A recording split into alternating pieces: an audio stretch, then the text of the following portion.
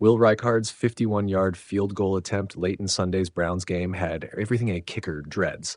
It looked like it was headed straight through the uprights, then took a hard right and sailed well wide. On replay, there's a very plausible reason why. The ball appears to clip a Skycam cable on its way up.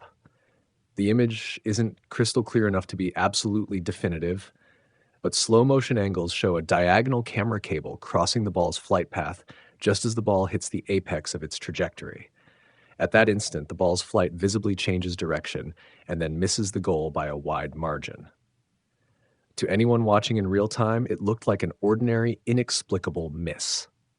On replay, it looks like outside equipment intervened.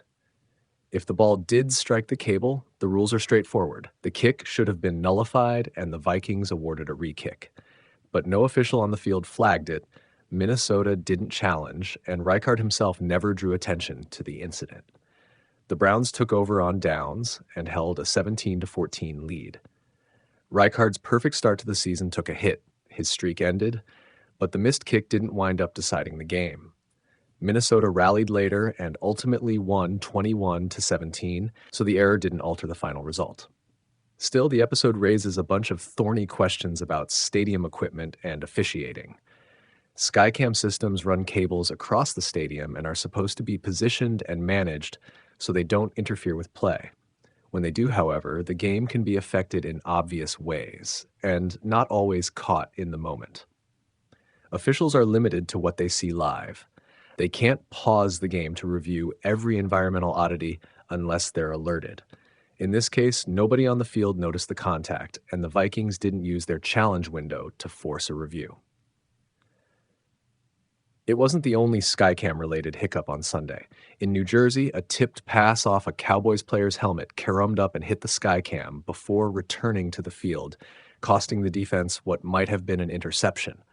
That play, too, didn't change the outcome. The Cowboys won comfortably. But it's another example of how aerial camera rigs can unintentionally influence the game. These kinds of incidents tend to fuel debate about responsibility and procedure. Should broadcast crews be required to immediately notify officials if a camera or cable makes contact with the ball? Should the league adopt a more formalized review process for plays that may have been affected by equipment?